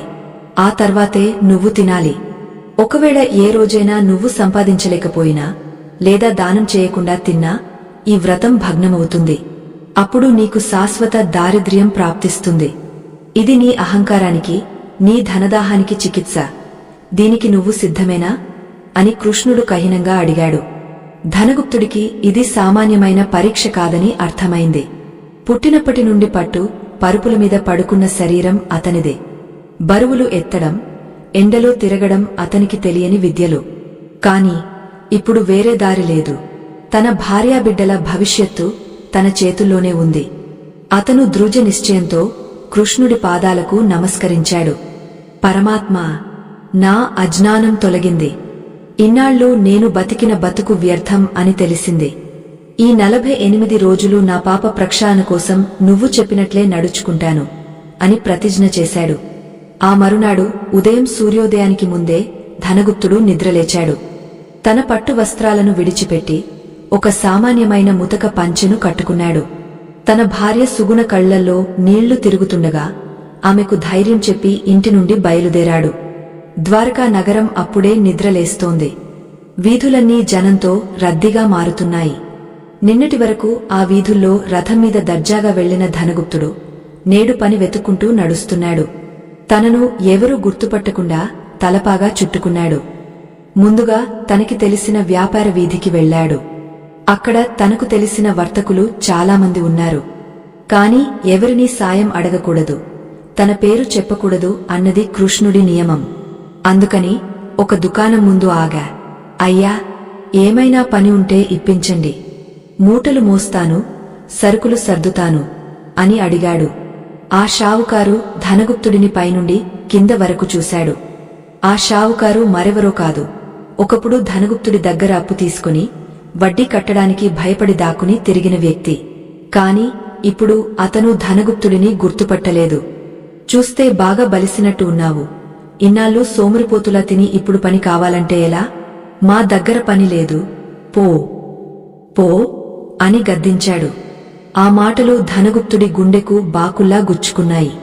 ఒకప్పుడు తను తలుచుకుంటే ఆ షావుకారు దుకాణాన్ని కొనేయగలిగేవాడు. కాని ఇప్పుడు కాలం మారింది. చేతిలో చిల్లిగవ్వ లేకపోతే సమాజంలో మనిషికి విలువ లేదని అతనికి ప్రత్యక్షంగా బోధపడింది. ధనముంటేనే బంధుత్వం, ధనం లేకపోతే బానిసత్వం అన్న లోకరీతి అతనికి అర్థమైంది. అలా ఆ రోజు మొత్తం తిరిగాడు. ఎవరూ పని ఇవ్వలేదు. మధ్యాహ్నం ఎండ మండుతోంది. ఆకలి కడుపును మెలిపెడుతోంది. కాని పని దొరకనిదే తినడానికి డబ్బు రాదు, డబ్బు లేనిదే దానం చేయలేడు, దానం చేయనిదే తను తినకూడదు. సాయంత్రం అవుతుండగా ఒక నిర్మాణ స్థలంలో రాళ్లు మోసే పని దొరికింది. అది చాలా కష్టమైన పని. ఒక్కో రాయిని మోస్తుంటే అతని భుజాలు తెగపోతున్నంత నొప్పి. చేతులు కాయలు కాసాయి. చెమట ధారలుగా కారి కళ్లలోకి వెళ్తోంది. శ్రీకృష్ణ, ఇంత కష్టమా బతుకు అంటే? సామాన్యులు ఒక పూట తిండి కోసం ఇంత శ్రమిస్తున్నారా అని కన్నీళ్లు పెట్టుకున్నాడు. సూర్యాస్తమయం అయ్యేసరికి అతనికి 2 రాగా నాణాలు కూలిగా దొరికాయి. ఆ 2 నాణాలు అతని చేతిలో పడగానే అతనికి కలిగిన ఆనందం అంతా ఇంతా కాదు. కోట్లు సంపాదించినప్పుడు రాని తృప్తి ఆ 2 నాణాల్లో కనిపించింది. ఎందుకంటే అది అతని కష్టం, అతని స్వేదం. వెంటనే సంతకు వెళ్లి కొద్దిగా బియ్యం, కాయగూరలు కొన్నాడు. ఇంటికి వెళ్లే దారిలో ఆకలితో ఉన్న ఒక కుక్క కనిపించింది. తనకు వండుకోవడానికి ఇంకా సమయం పడుతుంది, కాని ఆ జీవి ఆకలితో అల్లాడుతోంది. వెంటనే దగ్గర్లో ఉన్న ఒక దుకాణంలో ఒక రొట్టె కొని ఆ కుక్కకు వేశాడు. అది ఆబగా తినడం చూసి అతని కడుపు నిండినంత సంతోషం వేసింది. మిత్రులారా, మనం తినే ప్రతి మెతుకు వెనుక ఒక రైతు కష్టం, ఒక కూలీ శ్రమ దాగ ఉంటుంది. అన్నం పరబ్రహ్మ స్వరూపమని మన పెద్దలు ఊరికే అనలేదు. ఆకలి విలువ తెలిసినవాడే అన్నాన్ని వృధా చేయడు. ఈ కథలోని ధనగుప్తుడి పరివర్తన మీకు నచ్చినట్లయితే దయచేసి ఈ వీడియోను లైక్ చేసి మన సనాతన ధర్మాన్ని నలుగురికి పంచండి. మీరు చేసే చిన్న సాయం మాకు పెద్ద ప్రోత్సాహం. రోజులు గడుస్తున్నాయి. ధనగుప్తుడి జీవితం పూర్తిగా మారిపోయింది. పగలు కాయకష్టం, రాత్రిపూట దైవ చింతన. అతని శరీరంలోని కొవ్వు కరిగిపోయింది, కాని ముఖంలో ఒక తేజస్సు రావడం మొదలైంది. నిజాయితీగా బతకడంలో ఉన్న ధైర్యం అతనికి తెలిసొచ్చింది. భార్య సుగుణ కూడా అతనికి తోడుగా నిలిచింది. ఇద్దరు కలిసి ఉన్నదాంట్లో సంతోషంగా బతకడం నేర్చుకున్నారు. కాని శోధన లేనిదే సాధన పూర్తి కాదు అంటారు కదా. ధనగుప్తుడికి అసలైన పరీక్ష ఎదురుకాబోతోంది. వ్రతం చివరి దశకు చేరుకుంటోంది. సరిగ్గా 40వ రోజు ద్వారకలో ఒక పెద్ద వ్యాపార ఉత్సవం జరుగుతోంది. ఆ రోజు ధనగుప్తుడు ఒక రత్నాల వ్యాపారి దగ్గర బరువులు మోసే పనికి కుదిరాడు. ఆ వ్యాపారి పేరు మణిమంతుడు. అతను చాలా జిత్తులమారి, అత్యాసపరుడు. మణిమంతుడు విదేశాల నుండి వచ్చిన కొంతమంది వర్తకులతో బేరం ఆడుతున్నాడు. అతని దగ్గర ఒక అద్భుతమైన వజ్రం ఉంది, కాని అది నిజమైనది కాదు, చాలా నైపుణ్యంతో తయారు చేసిన నకిలీ వజ్రం. మణిమంతుడు ఆ వజ్రాన్ని నిజమైనదిగా నమ్మించి ఆ విదేశీ వర్తకులకు అమ్మడానికి ప్రయత్నిస్తున్నాడు. ఇది జాతి వైజూర్యం, దీని విలువ 1000 బంగారు వరహాలు అని మణిమంతుడు చెబుతున్నాడు. కాని ఆ విదేశీయులకు సందేహం వచ్చింది. మాకు రత్నాల గురించి పెద్దగా తెలియదు. ఎవరైనా నిష్ణాతులు దీనిని పరిశీలిస్తే తప్ప మేము కొనలేము అని వారు తెగేసి చెప్పారు. మణిమంతుడికి ఏం చేయాలో పాలుపోలేదు. నిజం తెలిస్తే బేరం చెడిపోతుంది. సరిగ్గా అప్పుడే అతను అక్కడ బరువులు మోస్తున్న ధనగుప్తుడిని చూశాడు. ధనగుప్తుడు మాసిన బట్టల్లో ఉన్న అతని కళ్లలో రత్నాలను పరిశీలించే నిపుణత ఉన్నట్లు మణిమంతుడు గ్రహించాడు. లేదా గతంలో చూసి ఉండవచ్చు, కాని గుర్తుపట్టలేదు. ధనగుప్తుడిని పిలిచి, ఓయ్ కూలీ, నీకు రత్నాల గురించి ఏమైనా తెలుసా అని అడిగాడు. ధనగుప్తుడు నిజం దాచకుండా, కొద్దిగా తెలుసు బాబూ అన్నాడు. మణిమంతుడు అతన్ని పక్కకు తీసుకెళ్లి రహస్యంగా ఇలా అన్నాడు, చూడు, నువ్వు పేదవాడిలా ఉన్నావు. నీకు ఒక సువర్ణావకాశం ఇస్తున్నాను. ఆ విదేశీయుల దగ్గరకు వెళ్లి ఈ వజ్రం అత్యంత అరుదైనదని, చాలా విలువైనదని చెప్పు. నువ్వు అలా చెబితే వాళ్లు నమ్ముతారు. ఈ పని చేసినందుకు నీకు 100 బంగారు నాణాలు ఇస్తాను. దీనితో నీ దరిద్రం మొత్తం పోతుంది. ఏమంటావు అని ఆశ చూపాడు. ధనగుప్తుడి గుండె వేగంగా కొట్టుకుంది. 100 బంగారు నాణాలు! ఇప్పుడు తను పడుతున్న కష్టానికి అది 1000 రెట్లు ఎక్కువ. ఆ డబ్బుతో తన వ్రతం పూర్తయిన తర్వాత మళ్లీ వ్యాపారం మొదలుపెట్టవచ్చు. తన కుటుంబం మళ్లీ రాజభోగాలు అనుభవించవచ్చు. చేయాల్సిందల్లా ఒక చిన్న అబద్ధం చెప్పడమే. పైగా తను ఎవరో ఎవరికీ తెలియదు కాబట్టి తన పరువు పోయే ప్రసక్తే లేదు. ఆకలి, పేదరికం ఒకవైపు, ధర్మం, సత్యం మరొకవైపు. ఆ క్షణం ధనగుప్తుడి మనసులో అంతర్యుద్ధం మొదలైంది. ఒక్క అబద్ధం నా జీవితాన్ని మారుస్తుందా, లేక నా ఆత్మను చంపేస్తుందా? కృష్ణుడు చెప్పిన మాటలు, ఆ బిచ్చగత్తె ఇచ్చిన రొట్టె, ఇన్నాళ్లు తను కార్చిన చెమట, ఇవన్నీ అతనికి గుర్తొస్తున్నాయి. కాని కళ్ల ముందు కనిపిస్తున్న బంగారం అతన్ని ఆకర్షిస్తోంది. ధనగుప్తుడు ఆ వజ్రాన్ని చేతిలోకి తీసుకున్నాడు. విదేశీ వర్తకులు ఆతృతగా చూస్తున్నారు. మణిమంతుడు కళ్లతోనే సాయిగ చేస్తూ, చెప్పు, గొప్పదని చెప్పు అని ఒత్తిడి చేస్తున్నాడు. ధనగుప్తుడు నోరు తెరిచాడు. అతను ఏం చెప్పబోతున్నాడు? సత్యాన్ని పలికి వచ్చిన అవకాశాన్ని కాలదన్నుకుంటాడా? లేక అబద్ధం చెప్పి మళ్లీ లక్ష్మీదేవిని అడ్డదారిలో ఆహ్వానిస్తాడా? అదే సమయంలో అక్కడికి కొంత దూరంలో మారువేషంలో ఉన్న కృష్ణుడు మరియు బలరాముడు ఈ తతంగం అంతా గమనిస్తున్నారు. కృష్ణ, కలియుగ లక్షణం అయిన ధనవ్యామోహం మనిషిని ఎంతకైనా దిగజార్చుతుంది. ఇప్పుడు ధనగుప్తుడు ధర్మాన్ని ఎంచుకుంటాడా, ధనాన్ని ఎంచుకుంటాడా అని బలరాముడు అడిగాడు. కృష్ణుడు చిరునవ్వుతో, అన్నయ్య, మనిషిని నిలబెట్టేది నిజాయితీ మాత్రమే. అది లేనినాడు ఎంత సంపాదించినా అది బూడిదలో పోసిన పన్నీరే. ధనగుప్తుడి పరీక్ష ఇప్పుడే మొదలైంది. అతని నిర్ణయం మీదే అతని భవిష్యత్తు ఆధారపడి ఉంది అన్నాడు. ధనగుప్తుడు ఆ విదేశీ వర్తకుల వైపు తిరిగా ఒక మాట అన్నాడు. ఆ మాటకు మణిమంతుడి ముఖం రంగు మారింది. ఇంతకీ ధనగుప్తుడు ఏమన్నాడు? ఆ వజ్రం గురించి అతను చెప్పిన ఆ ఒక్క నిజం ఎలాంటి పరిణామాలకు దారితీసింది? సత్యం పలికినందుకు అతనికి దక్కింది సన్మానమా లేక అవమానమా? ఈ ఉత్కంఠభరితమైన సన్నివేశం గురించి, ఆ తర్వాత జరిగే అద్భుతమైన మలుపు గురించి తదుపరి భాగంలో చూద్దాం. ధనగుప్తుడి చేతిలో ఆ రాయి మెరుస్తోంది. కాని అతని మనసులో మాత్రం అంతకంటే ప్రకాశవంతమైన సత్యం వెలిగింది. ఒక పక్క 100 బంగారు నాణాల ఆశ, మరోపక్క ఆత్మవంచన చేసుకోకూడదన్న నిశ్చయం. ఆ క్షణంలో ధనగుప్తుడు తన గత జీవితాన్ని ఒక్కసారి సింహావలోకనం చేసుకున్నాడు. నేను కోట్లు సంపాదించాను, కాని చివరకు నాకు మిగిలింది బూడిద మాత్రమే. ఎందుకంటే ఆ సంపద పునాదుల్లో అబద్ధముంది, మోసముంది. ఇప్పుడు మళ్లీ అదే తప్పు చేస్తే ఈ 40 రోజుల నా తపస్సుకు అర్థముండదు. కృష్ణుడు నన్ను క్షమించడు, నా అంతరాత్మ నన్ను బతకనివ్వదు అని గట్టిగా నిర్ణయించుకున్నాడు. అతను తల ఎత్తి ఆ విదేశీ వర్తకుల కళ్లలోకి సూటిగా చూశాడు. మణిమంతుడు పక్కన నిలబడి, చెప్పు, అది జాతి రత్నమే కదా అని కళ్లతోనే బెదిరిస్తున్నాడు. కాని ధనగుప్తుడు నెమ్మదిగా, స్పష్టంగా ఇలా చెప్పాడు. అయ్యా, ఇది చూడటానికి వజ్రంలా మెరుస్తున్న మాట వాస్తవమే. కాని దీని కాంతిలో జీవం లేదు. ఇది కేవలం అత్యంత నైపుణ్యంతో సానబెట్టిన గాజు ముక్క మాత్రమే. దీని విలువ వజ్రంతో పోలిస్తే గడ్డిపరకతో సమానం. దయచేసి మోసపోకండి. నిజమైన వజ్రం కాంతిని తనలో దాచుకోదు, దశదిశలా వెదజల్లుతుంది. కాని ఇది కాంతిని మింగేస్తోంది. ఇది ఖచ్చితంగా నకిలీ రాయి. ఆ మాట వినగానే అక్కడ నిశ్శబ్దం ఆవరించింది.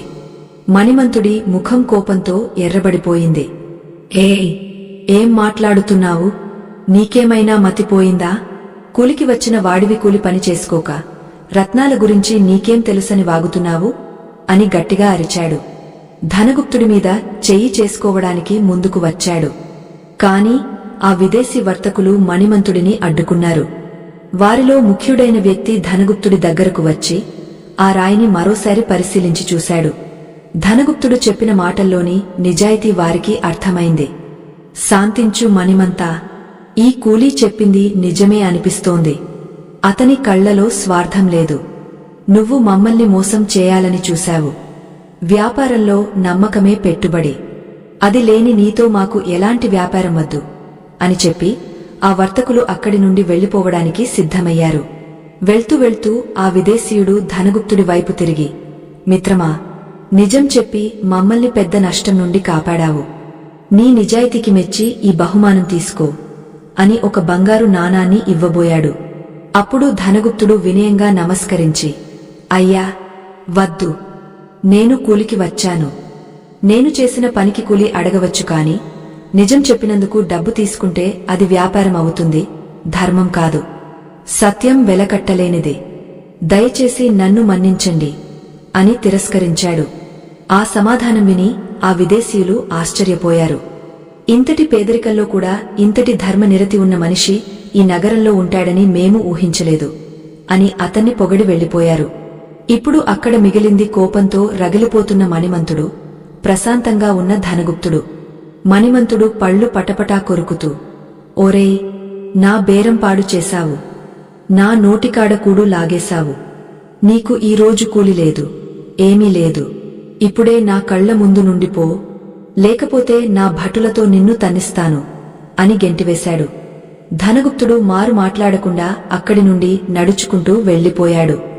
ఆ రోజు అతనికి పని దొరకలేదు. చేతిలో చిల్లిగవ్వలేదు. మధ్యాహ్నం అవుతోంది. కడుపులో ఆకలి మంటలు రేగుతున్నాయి. కృష్ణుడు పెట్టిన నియమం ప్రకారం సంపాదించి దానం చేసి తినాలి. కాని సంపాదన లేదు కాబట్టి దానం చేయలేడు, తిననుకూడదు. ఆ రోజు అతని భార్య పస్తు ఉండాల్సిందే. అయినా సరే ఇంటికి వెళ్తున్న ధనగుప్తుడి ముఖంలో ఏదో తెలియని వెలుగు. దారిలో కృష్ణాలయం కనిపించింది. అతను గుడి బయటే నిల్చుని శిఖరానికి నమస్కరించాడు. కృష్ణా, ఈరోజు నా కడుపు ఖాళీగా ఉంది, కాని నా మనసు నిండుగా ఉంది. 101 బంగారు నాణాల కోసం నేను అబద్ధం చెప్పి ఉంటే ఈ రాత్రి నేను నిద్రపోయేవాడిని కాదు. ఆకలి బాధను భరించగలను కాని ఆత్మవంచన భారాన్ని మోయలేను.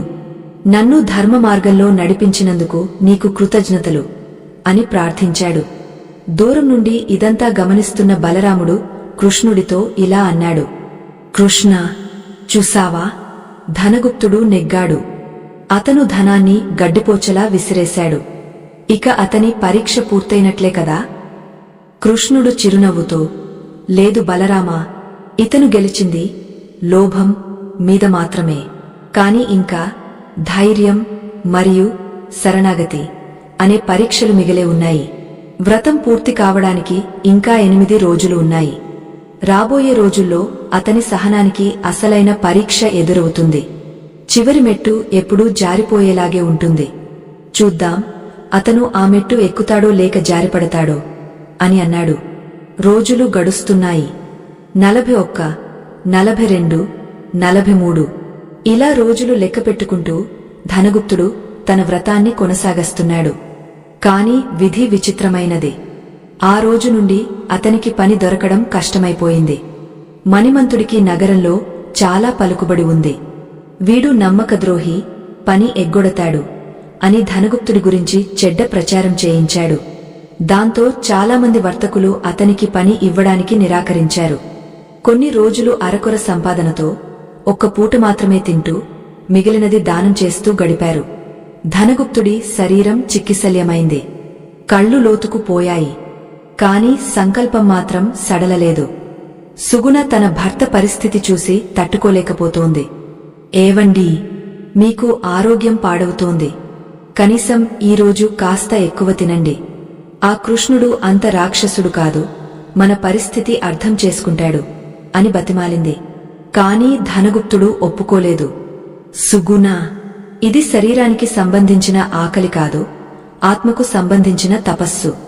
బంగారం కాలితేనే కదా ఆభరణంగా మారుతుంది, నన్ను కాలని అని నవ్వేవాడు. మిత్రులారా, నిజాయితీగా బతకడం అంటే పూలపాన్పు కాదు, అది ముళ్ల బాట అని మన పెద్దలు చెబుతారు. ధనగుప్తుడి కథ మనకు నేర్పేది ఇదే. కష్టాలు వచ్చాయని ధర్మాన్ని వదిలేస్తే మనం మనుషులం కాదు. ఇంతటి గొప్ప ఆదర్శాన్ని పాటిస్తున్న ధనగుప్తుడికి మీ మద్దతు తెలపండి. ఈ వీడియోను లైక్ చేసి మన ధర్మాన్ని గౌరవించండి. చివరికి ఆ రోజు రానే వచ్చింది. 48వ రోజు. ఇదే ఆఖరి రోజు. ఈ ఒక్కరోజు గడిస్తే ధనగుప్తుడి వ్రతం పూర్తవుతుంది. కృష్ణుడు చెప్పినట్లు అతనికి మళ్లీ లక్ష్మీ కటాక్షం కలుగుతుంది. కాని సరిగా ఆ రోజే ప్రకృతి ప్రకోపించింది. ఉదయం నుండి ఆకాశం మేఘావృతమై ఉంది. దట్టమైన నల్లటి మబ్బులు ద్వారక నగరాన్ని కమ్మేశాయి. భయంకరమైన గాలివాన మొదలైంది. ఉరుములు, మెరుపులతో ఆకాశం బద్దలవుతుందా అన్నట్లుగా వర్షం కురుస్తోంది. జనం ఎవరూ ఇళ్లలోంచి బయటకు రావడం లేదు. దుకాణాలు మూసివేశారు. నిర్మాణ పనులు ఆగపోయాయి. ధనగుప్తుడు వానలో తడుచుకుంటూ బయటకు వచ్చాడు. ఈ ఒక్కరోజు నేను సంపాదించాలి, దానం చేయాలి, అప్పుడే నా వ్రతం పూర్తవుతుంది అని మనసులో అనుకుంటూ వీధులన్నీ తిరిగాడు. కాని ఎక్కడా మనిషి జాడలేదు. ఎవరు పని ఇస్తారు? పిట్టలు కూడా గూళ్లలో దాక్కున్న వేళ పని దొరకడం అసాధ్యంగా మారింది. మధ్యాహ్నం దాటిపోతోంది. వర్షం తగ్గే సూచన లేదు సరికదా, ఇంకా పెరుగుతోంది. ధనగుప్తుడికి నీరసం ముంచుకొస్తోంది. కాళ్ళు తడబడుతున్నాయి. కృష్ణ, ఇదేం పరీక్ష తండ్రి? 47 రోజులు కాపాడావు, ఆఖరి రోజున అన్యాయం చేస్తావా నాకు ఆకలి వేసినా పర్వాలేదు, కాని నియమం భంగం కాకూడదు.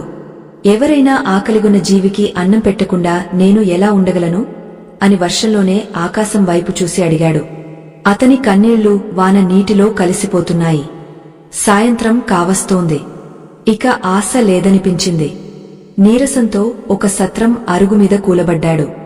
సరిగ్గా అప్పుడే వీధి చివర నుండి ఒక రథం వస్తున్న శబ్దం వినిపించింది. ఆ బురదలో, వానలో గుర్రాలు అడుగుతీసి అడుగు వేయలేకపోతున్నాయి. ఆ రథం చక్రం ఒక పెద్ద గుంతలో దిగబడిపోయింది. రథచోదకుడు ఎంత ప్రయత్నించినా చక్రం కదలడం లేదు. రథంలో ఉన్న యజమాని ఆందోళనగా బయటకు తొంగ చూస్తున్నాడు. ధనగుప్తుడు ఇది చూశాడు.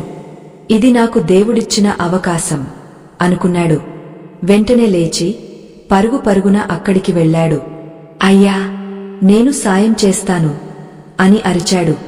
రథచోదకుడు, బాబూ, చక్రం బాగా దిగబడిపోయింది, ఒక్కడి వల్ల కాదు అన్నాడు. కాని ధనగుప్తుడు వినలేదు. తన శరీరంలో మిగిలి ఉన్న శక్తి మొత్తాన్ని కూడగట్టుకున్నాడు. జై శ్రీకృష్ణ అని గట్టిగా అరిచి ఆ చక్రాన్ని భుజంతో పైకి ఎత్తడానికి ప్రయత్నించాడు. బురదలో కాళ్ళు జారిపోతున్నాయి. భుజం చిట్లే రక్తం వస్తోంది. అయినా సరే పట్టు వదలలేదు. అతని పట్టుదలకు ఆ చక్రం కదిలింది. గుంతలో నుండి బయటకు వచ్చింది. రథచోదకుడు సంతోషించాడు. రథంలో ఉన్న యజమాని, ఒక సంపన్న వర్తకుడు బయటకు వచ్చి ధనగుప్తుడిని చూశాడు.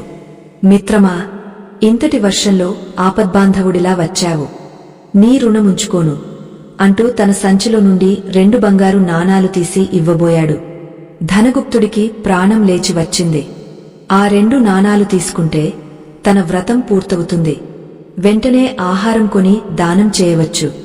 అతను ఆ నాణాలను అందుకోబోతుండగా ఆ వర్తకుడి వెనుక ఉన్న రథం లోపలి నుండి ఒక చిన్న పిల్లవాడి ఏడుపు వినిపించింది.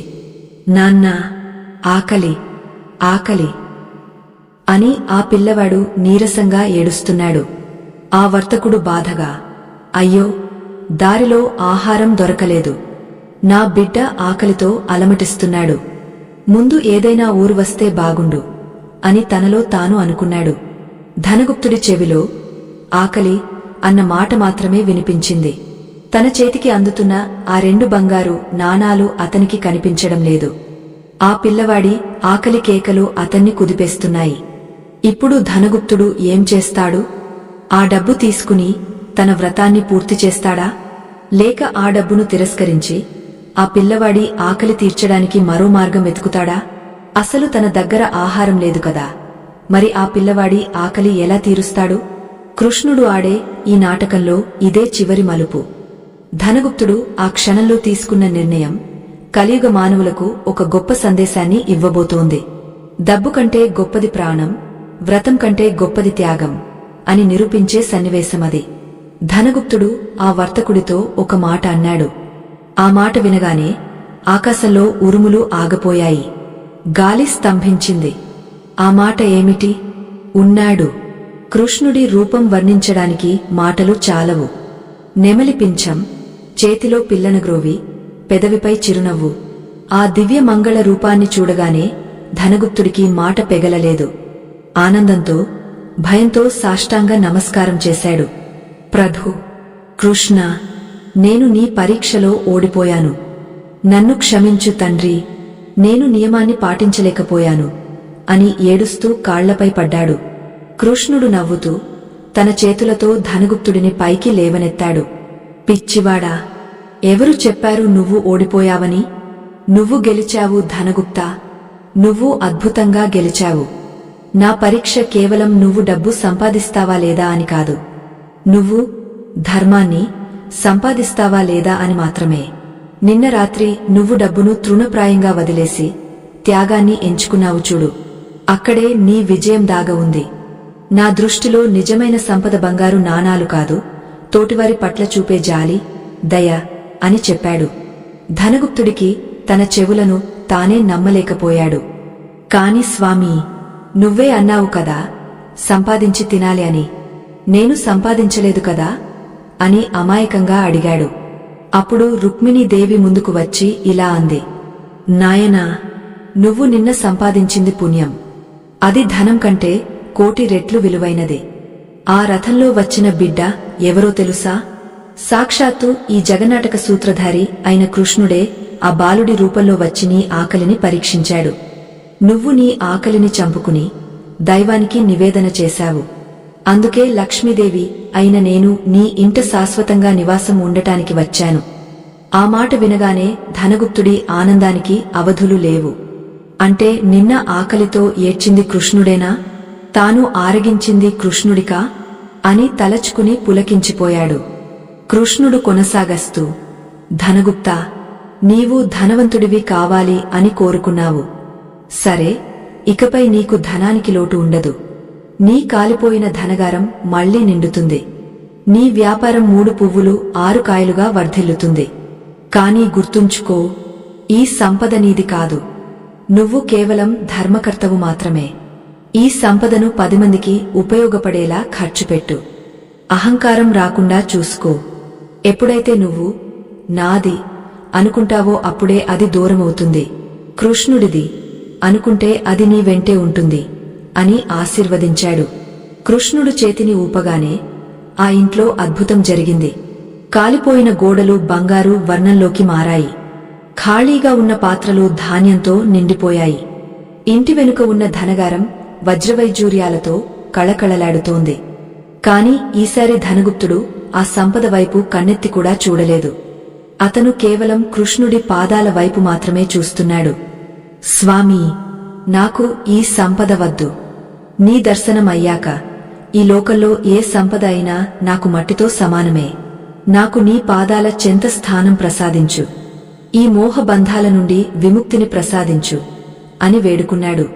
కృష్ణుడు మందహాసం చేశాడు. ధనగుప్తా, సంసారంలో ఉంటూనే నిర్మోహంగా బతకడమే అసలైన యోగం. నీకు ఇంకా ఆయుష్ ఉంది. నీ ప్రారబ్ధ కర్మను అనుభవించి 10 మందికి ఆదర్శంగా నిలిచి అంత్యకాలంలో నా ధామాన్ని చేరుకుంటావు. వెళ్ళు, నిజమైన ధనవంతుడిగా జీవించు అని చెప్పి ఆ దివ్య దంపతులు అక్కడి నుండి అంతర్ధానమయ్యారు. ధనగుప్తుడు, సుగుణ ఆ కాంతిలో తడిసి ముద్దయ్యారు. వారి జన్మ ధన్యమైంది. ఆ రోజు నుండి ధనగుప్తుడు కేవలం ధనగుప్తుడు కాదు, ధర్మగుప్తుడుగా మారాడు.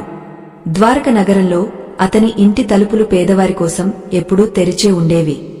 రాండి, కృష్ణ ప్రసాదం స్వీకరించండి అని అతను స్వయంగా పిలిచి అన్నం పెట్టేవాడు. అతను ఎంత దానం చేస్తే అతని సంపద అంత పెరిగేది. కథ ముగిసింది. కాని కృష్ణుడు చెప్పిన ఆ పరమ రహస్యం మాత్రం మన గుండెల్లో నిలిచిపోవాలి. అసలు కృష్ణుడి దృష్టిలో నిజమైన ధనవంతుడు ఎవరు? ఈ మొత్తం కథ సారాంశమేమిటి?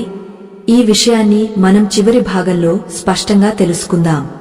ఈ కథ మీకు ఎలాంటి అనుభూతిని ఇచ్చింది? ధనగుప్తుడి కథ ఇంతటితో సుఖాంతమైంది.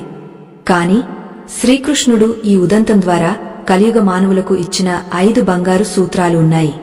అవి పాటిస్తే మన ఇల్లు కూడా ద్వారకలా మారుతుంది. ఆ 5 సూత్రాలు ఏమిటి? అలాగే మన జీవితంలో లక్ష్మీదేవి అనుగ్రహం కోసం ఆ రోజు నుండి ధనగుప్తుడి జీవితం ఒక తెరిచిన పుస్తకంలా మారింది. అతను వ్యాపారం మానేయలేదు, సంపాదన ఆపేయలేదు. ఇంకా చెప్పాలంటే మునుపటి కంటే రెట్టింపు ఉత్సాహంతో పనిచేశాడు. కాని అతని దృక్పథం పూర్తిగా మారిపోయింది. నిన్నటి వరకు నా కోసం, నా కుటుంబం కోసం అని సంపాదించిన అతను ఇప్పుడు నా కృష్ణుడు నాకిచ్చిన బాధ్యత ఇది, 10 మంది ఆకలి తీర్చడానికి నన్ను ఒక సాధనంగా వాడుకుంటున్నాడు అనే భావనతో పనిచేశాడు. ఆశ్చర్యమేమిటంటే అతను ఎంత దానం చేస్తే అతని సంపద అంతలా వృద్ధి చెందేది. చెరువులోని నీరు పొలాలకు పారితేనే కొత్త నీరు ఊరుతుంది, నిల్వ ఉంటే పాచిపడుతుంది అన్న సత్యాన్ని అతను ఆచరణలో నిరూపించాడు. ఇప్పుడు మనం కథ మొదట్లో నారద మహర్షి అడిగిన ప్రశ్నకు, దానికి కృష్ణుడు ఇచ్చిన సమాధానాన్ని సంపూర్ణంగా అర్థం చేసుకోవాలి. ధనగుప్తుడి కథను ముగిస్తూ శ్రీకృష్ణుడు సభలోని వారందరికీ, రాబోయే కలియుగ మానవులకు కలిపి 5 బంగారు సూత్రాలను బోధించాడు. ఈ 5 సూత్రాలు ఎవరైతే పాటిస్తారో వారి ఇంట్లో దారిద్ర్యం అనే మాటకు తావు ఉండదు. లక్ష్మీదేవి వారింట తిష్ట వేసుకుని కూర్చుంటుంది. మరి 5 సూత్రాలు ఏమిటి? కృష్ణుడి మాటల్లోనే విందాం. మొదటి సూత్రం, ధర్మాన్ని మించిన ధనం లేదు. కృష్ణుడు ఇలా చెప్పాడు, నాయనలారా, సంపద అనేది ఒక వృక్షమైతే దానికి వేరు ధర్మం. చాలామంది వేరును నరికేసి పండ్లను కోసుకోవాలి అనుకుంటారు. అది అసాధ్యం. ధనగుప్తుడు మొదట్లో అధర్మంగా, లోభంతో సంపాదించాడు. అందుకే ఆ చెట్టు కూలిపోయింది. అగ్ని ప్రమాదం. ఎప్పుడైతే అతను నిజాయితీగా కష్టపడి సంపాదించడం మొదలుపెట్టాడో అప్పుడు ఆ సంపద నిలబడింది. కాబట్టి న్యాయం లేని సంపాదన విషంతో సమానం. అది ఈరోజు రుచిగా అనిపించినా రేపు ప్రాణాన్ని తీస్తుంది.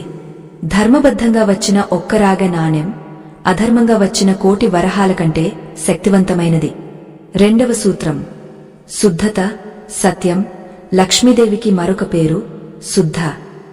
ఆమె స్వచ్ఛతను కోరుకుంటుంది. ఇక్కడ స్వచ్ఛత అంటే కేవలం ఇంటిని శుభ్రంగా ఉంచుకోవడం, దీపాలు పెట్టడం మాత్రమే కాదు. మనసులో కల్మషం లేకపోవడం, మాటలో అబద్ధం లేకపోవడం. ధనగుప్తుడు మణిమంతుడి దగ్గర ఆ వజ్రం విషయంలో అబద్ధం చెప్పడానికి నిరాకరించాడు చూశారా? ఆ క్షణమే లక్ష్మీదేవి అతని పట్ల ప్రసన్నురాలైంది. వ్యాపారంలో లాభం కోసం అబద్ధాలు చెప్పడం, తూకంలో మోసాలు చేయడం, కల్తీ చేయడం వంటివి చేస్తే ఆ వచ్చిన డబ్బు వైద్యుల పాలవుతుంది లేదా దొంగల పాలవుతుంది. సత్యమే లక్ష్మికి సింహాసనం. మూడవ సూత్రం దానం, సంపదకు రక్షణ కవచం. మీరు సంపాదించిన ధనంలో కనీసం కొంత భాగమైన పరుల కోసం ఖర్చు చేయకపోతే ఆ ధనం మీకు శత్రువుగా మారుతుంది. మనం తినే ఆహారంలో కొంత భాగం కాకులకు, కుక్కలకు లేదా అతిథులకు ఎలా పెడతామో అలాగే మన సంపదలో దశమ భాగం, 10వ వంతు దైవ కార్యాలకు లేదా సమాజ సేవకు వినియోగించాలి. ధనగుప్తుడు తన దగ్గర ఉన్న చివరి ఆహారాన్ని కూడా దానం చేశాడు. ఆ త్యాగమే అతనికి రక్షణగా నిలిచింది. గుర్తుంచుకోండి, మనం ఇచ్చేదే మనకు తిరిగి వస్తుంది. పిడికెడు బియ్యం దానం చేస్తే బస్తాడు బియ్యం ఇచ్చే శక్తి ఆ తల్లికి ఉంది. నాలుగవ సూత్రం తృప్తి, నిజమైన ఐశ్వర్యం. ప్రపంచంలో అత్యంత ధనవంతుడు ఎవరు అంటే ఎవరికైతే ఆశలు తక్కువగా ఉంటాయో, ఉన్నదాంట్లో ఎవరైతే తృప్తిగా ఉంటారో వారే. కోట్లు ఉన్నా ఇంకా కావాలి అనేవాడు పేదవాడే.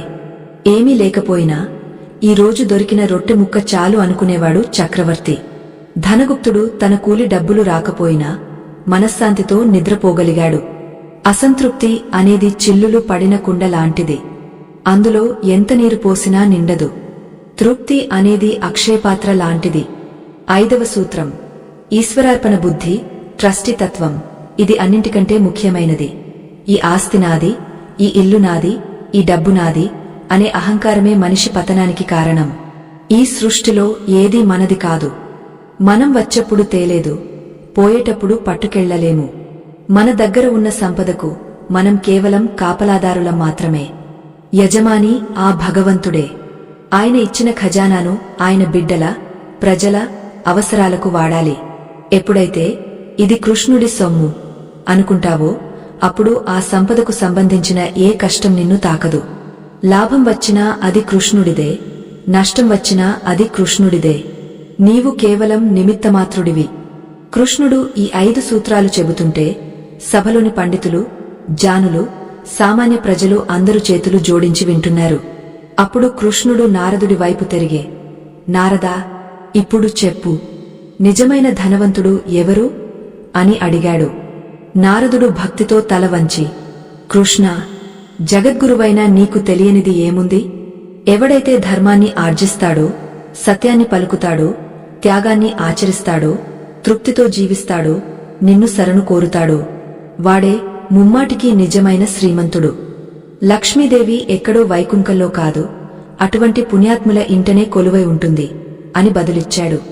ఆ తర్వాత కృష్ణుడు కలియుగ మానవులను ఉద్దేశించి ఒక హెచ్చరిక కూడా చేశాడు. రాబోయే యుగంలో మనిషికి ధనమే దైవం అవుతుంది. డబ్బు కోసం బంధాలను, మానవత్వాన్ని చంపుకుంటారు, తల్లిదండ్రులను వదిలేస్తారు. కాని అటువంటి వారికి శాంతి ఉండదు. ఎవరైతే ఈ ధనగుప్తుడి కథను విని వారి జీవితాన్ని మార్చుకుంటారో, ఎవరైతే న్యాయంగా బతుకుతారో వారికి నా ఆశీస్సులు ఎప్పుడూ ఉంటాయి. వారికి ఇహంలో సుఖం, పరంలో మోక్షం లభిస్తుంది అని అభయమిచ్చాడు. మిత్రులారా, ఈ కథ వింటున్న మీలో కూడా ఎన్నో ఆర్థిక సమస్యలు ఉండవచ్చు, అప్పుల బాధలు ఉండవచ్చు. కాని నిరాశ పడకండి. కృష్ణుడు చెప్పిన ఈ మార్గంలో ఒక్క అడుగు వేసి చూడండి. నిజాయితీగా ప్రయత్నించండి. ఖచ్చితంగా ఆ ద్వారకాధీశుడి కరుణ మీపై కురుస్తుంది. ఈ మంచి విషయాన్ని మీ మిత్రులకు కూడా షేర్ చేయండి. కథ చివరికి వచ్చేసరికి ధనగుప్తుడు వృద్ధాప్యం వరకు ఆనందంగా జీవించాడు. తన పిల్లలకు కూడా అదే నేర్పించాడు. నాన్నా, మన ఆస్తి బంగారం కాదు, మన ఇంటికి వచ్చే అతిథులే మన ఆస్తి. వారి ఆకలి తీర్చడమే మన వ్యాపారం అని చెప్పాడు. చివరికి అతను మరణించే సమయం ఆసన్నమైంది. సాధారణంగా మరణం అంటే అందరికీ భయం. కాని ధనగుప్తుడికి మాత్రం అదొక పండుగలా అనిపించింది. ఎందుకంటే అతను వెళ్లబోయేది ఆ పరమాత్ముడి దగ్గరకు. అతను కళ్ళు మూసుకుని, కృష్ణా, నీవు ఇచ్చిన జీవితాన్ని నీ సేవలో గడిపాను.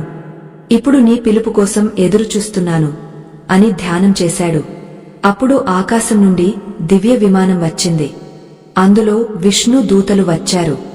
ధనగుప్తుడి ఆత్మ జ్యోతి రూపంలో ఆ విమానంలోకి చేరింది. ద్వారక ప్రజలందరూ జై శ్రీకృష్ణ అని నినదించారు. ఒక సామాన్య లోభి పరమ భక్తుడిగా మారి వైకుంఠాన్ని చేరుకున్న అద్భుత ఘట్టమది. ముగింపు చూశారా? డబ్బును దేవుడిలా పూజించకూడదు, కాని దేవుడిని పూజించే సాధనంగా డబ్బును వాడుకోవాలి. ఇదే ఈ కథ సారాంశం. మన దగ్గర ఉన్నది కొంచెమా, ఎక్కువగా అన్నది ముఖ్యం కాదు. ఉన్నదాంట్లో 10 మందికి ఉపయోగపడ్డామా లేదా అన్నదే ముఖ్యం. చేతులు చాచి అడుక్కునేవాడికంటే చేతులు చాచి సాయం చేసేవాడే దేవుడికి దగ్గరవుతాడు. మనం కూడా మన జీవితంలో ధనగుప్తుడిలా మారడానికి ప్రయత్నిద్దాం. డబ్బు సంపాదిద్దాం, కాని అది న్యాయంగా ఉండాలి. కోట్లు గడిద్దాం, కాని అందులో కొంతైనా కన్నీళ్లు తుడవడానికి ఉపయోగపడాలి. అప్పుడే మన జీవితానికి అర్థం, పరమార్థం. ఈ అద్భుతమైన పురాణగాథ మీకు నచ్చిందని ఆశిస్తున్నాను. శ్రీకృష్ణుడి లీలలు అనంతం, ఆయన బోధనలు అజరామరం. అటువంటి మరిన్ని గొప్ప కథలను, ధర్మ సూక్ష్మాలను మన ఛానల్ ద్వారా మీకు అందించడానికి మేము ఎప్పుడూ సిద్ధంగా ఉంటాము. ఈ వీడియో మీకు నచ్చినట్లయితే దయచేసి చేయండి. మీ లైక్ మాకు ఎంతో శక్తినిస్తుంది. కృష్ణుడి తత్వం ప్రతి ఇంటికి చేరాలంటే ఈ వీడియోను మీ బంధుమిత్రులకు చేయండి. ఇలాంటి మరిన్ని ఆధ్యాత్మిక కథల కోసం, ధర్మ సందేహాల కోసం మన ఛానల్ను వెంటనే చేసుకోండి. పక్కనే ఉన్న గంట సింబల్ని నొక్కడం మర్చిపోకండి. అప్పుడే మా ప్రతి వీడియో మీకు నోటిఫికేషన్గా వస్తుంది. మీ విలువైన అభిప్రాయాన్ని కామెంట్ రూపంలో తెలియజేయండి. జై శ్రీకృష్ణ అని కామెంట్ చేసి ఆ పరమాత్ముడి ఆశీస్సులు పొందండి. సర్వేజన సుఖినో భవంతు. లోకా సమస్తా సుఖినో భవంతు. స్వస్తి.